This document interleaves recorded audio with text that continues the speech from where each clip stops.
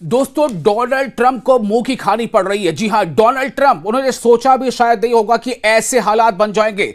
दुनिया का नक्शा, यानी दुनिया का जो पॉलिटिकल और खास जो डेमोग्राफी है, यानी सीधे तौर पर यह समझ लीजिए कि जो वर्ल्ड ऑर्डर है उसमें जबरदस्त बदलाव आने जा रहा है। नाटो के तमाम साथी मुल्क, उनमें से ज्यादातर अमेरिका के खिलाफ हो गए हैं। यहां तक कि जॉर्जिया मेलोनी, जिनकी आपने चर्चा सुनी होगी, जॉर्जिया मेलोनी ने भी डोनाल्ड ट्रंप को करारा जवाब दे दिया है। अब व्लादिमीर पुतिन ने ऐसी बात कह दी है फिलिस्तीन को लेकर के कि डोनाल्ड ट्रंप का जो पूरा मंसूबा है, जो ख्वाब है, वो चकनाचूर होता नजर आ रहा है। इसी बीच ईरान की मजबूती का क्या है राज, ये भी आपको बताएंगे। ईरान क्यों अमेरिका जैसे सुपर पावर के सामने बिल्कुल एक मजबूत खंबे की तरह से खड़ा है, क्यों ईरान में यह सख्ती है, ईरान और चाइना के बीच अंदर खाने क्या कुछ चल रहा है, यह बहुत सारी ऐसी डेवलपमेंट है। उसके अलावा ये एक अहम बात यह भी है कि दुनिया यह जानती है कि किस तरह से इस्राएल के बिल्कुल कंधे से कंधे मिलाकर लगातार अमेरिका इस्राएल का साथ देता रहा है, और इस्राएल के लिए भी अब यह दुनिया तंग होती जा रही है। आपको याद है ना कि किस तरह से इस्राएल, यानी जो यहूदी आबादी है, उसको हिटलर ने जब जर्मनी से निकाला था, लेकिन उसकी बिल्कुल सपोर्ट नहीं करना चाहिए, वो एक गलत कृत्य था। लेकिन अब इस्राएल फिलिस्तीन में क्या कर रहा है, उसके इसी गलत काम की वजह, इसी जुल्म और ज्यादती की वजह कर दुनिया के ज्यादातर मुल्क इसराइल के खिलाफ हो रहे हैं। और इसराइल के खिलाफ वर्जी करने का मतलब क्या है, इसराइल के खिलाफ जाने का मतलब है कि अमेरिका के खिलाफ जाना। आपको एक एक करके हम सिलसिलेवार तमाम खबरें देने जा रहे हैं, कोई इसमें सनसनी नहीं है। जो खबर है वो आपके सामने होगी। देखिए, जिस तरह से आप लगातार सुनते हैं ना कि बहुत सारी ऐसी मीडिया है जो सीधे तौर पर या सच्ची खबर आप तक नहीं पहुंचाती, उसमें कई तरह का प्रेशर है, दबाव होता है। लेकिन मैं आपसे ये कहना चाह रहा हूं, ये जो आप प्लेटफॉर्म देख रहे हैं ना, इसमें आपको कोई ऐसी खबर सुनने को नहीं मिलेगी जिसका सच्चाई से नाता ना हो।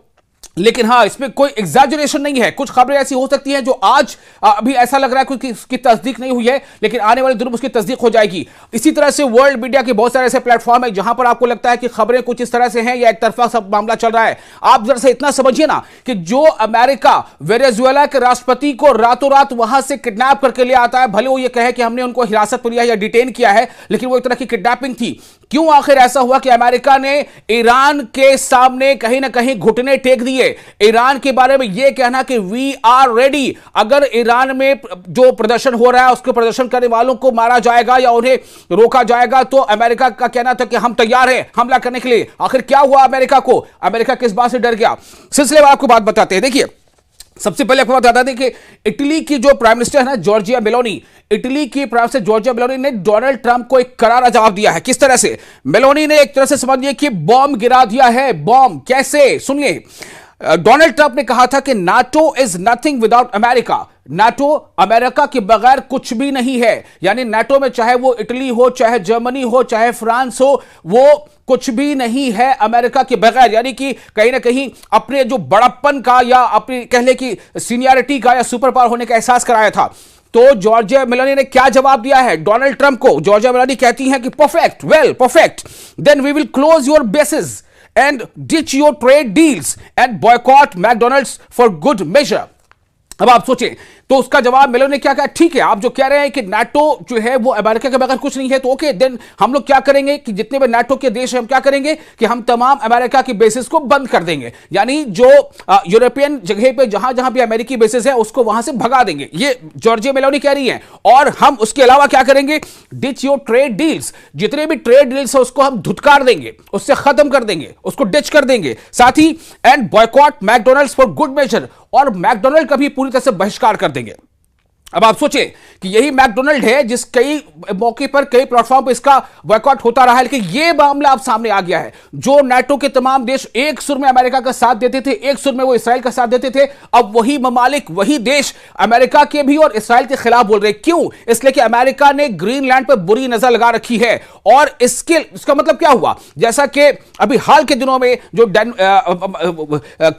कनाडा के जो प्राइम मिनिस्टर थे, उन्होंने क्या कहा था कि अब दुनिया ऐसी होती जा रही है कि जो बड़े देश हैं वो कानूनों की परवाह नहीं कर रहे हैं, बल्कि वो जो कर सकते हैं अपनी ताकत की बुनियाद पर वही कर रहे हैं। तो क्या यही कानून है? अगर ऐसा है, और इसी वजह से ऐसा होता है कि जो छोटे देश हैं उन्हें मजबूरन ये तमाम चीजों को सहना पड़ता है। सीधे तौर पर कनाडा ने करारा हमला बोला था अमेरिका पर, डोनाल्ड ट्रंप पर।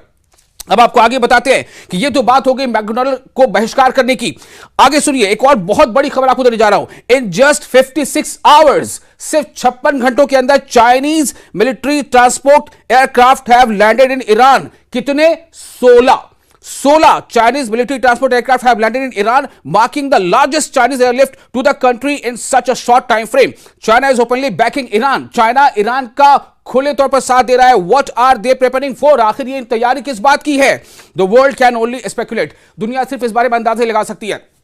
मैं आपको क्या कह रहा हूं, ये इस खबर की मैं इस वक्त अभी तस्दीक नहीं करूंगा, लेकिन ये खबरें चल रही हैं, आप इसका अंदाजा उससे लगा लीजिए। अगर मान लीजिए कि डोनाल्ड ट्रंप जो है वो वेनेजुएला पर कार्रवाई कर सकते हैं, अगर डोनाल्ड ट्रंप जो है वो ग्रीनलैंड पर धावा बोल सकते हैं या बोलने की बात कर रहे हैं लगातार, आप उसके अंदाजे से पता चल रहा होगा क्यों आखिर डोनाल्ड ट्रंप ने ईरान के बारे में अपना रुख बदल लिया। क्यों? सबसे बड़ा सवाल है, क्या ईरान इतना मजबूत है? क्या ईरान, तो इसका मतलब क्या है कि कुछ ना कुछ तो है, कुछ तो है जिसकी पर्दादारी है, कुछ तो है जिसकी पर्दादारी है। तो ये जो खबर आ रही है कि चाइना ने 56 घंटों के अंदर, महज 56 घंटों के अंदर 16 मिलिट्री ट्रांसपोर्ट एयरक्राफ्ट जो है वो लैंड कराए हैं ईरान में। अगर ये खबर पूरी तरह से सच्ची है, हालांकि मैंने आपको पहले बताया कि फिलहाल मैं इसकी तस्दीक नहीं करता, लेकिन आप जान लीजिए कि जो सिम्टम होते हैं ना, उससे पता चल जाता है कि हकीकत क्या है। इसके आगे आपको एक और बात बताता हूं।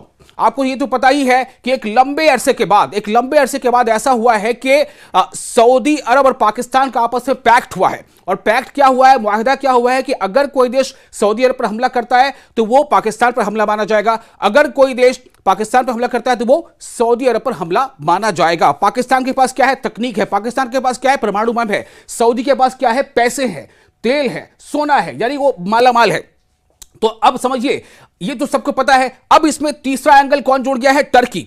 टर्की भी इसमें एक कोण बन रहा है। अभी हाल के दिनों में हमने इसकी खबर सुनी थी जब पाकिस्तान के साथ भारत जो है वो 2-3 दिनों की लड़ाई हुई थी, जिसमें पाकिस्तान को भारत ने एहसास करा दिया था कि भारत क्या है और कितनी बड़ी ताकत है। फिर भी जो इनका अलायंस था उसमें देखा गया था कि टर्की के बहुत सारे ड्रोन इस्तेमाल किए गए थे।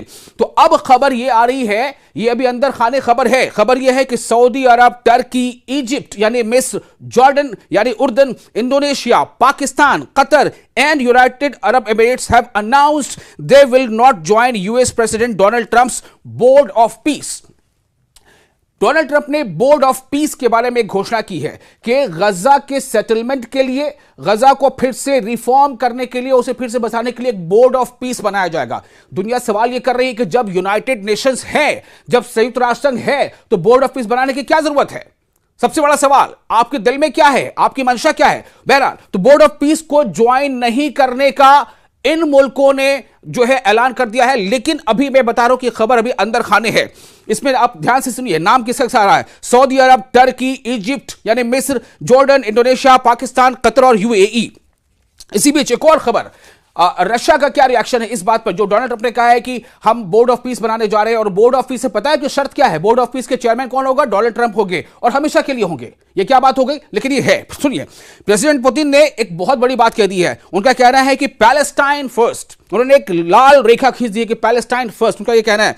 पुतिन ये कहते हैं कि Russia will not join any board of peace. Russia कोई इस तरह का बोर्ड ऑफ पीस ज्वाइन नहीं करेगा अनलेस, जब तक कि the rights of the Palestinian people are fully guaranteed under UN resolution, यानी यूनाइटेड नेशन के रिजोल्यूशन के तहत जब तक फिलिस्तीन को पूरी आजादी और गारंटी नहीं मिल जाती, तब तक रशिया ऐसे किसी बोर्ड को ज्वाइन नहीं करेगा। No compromise on Palestinian sovereignty and long term stability. Russia pledges $1 billion for peace in Gaza and the Middle East. ये हो गया रशिया की दो टूक। अमेरिका को, डोनाल्ड ट्रंप के लिए काफी महंगा, इजराइल के लिए काफी बड़ी बात, काफी बड़ा झटका।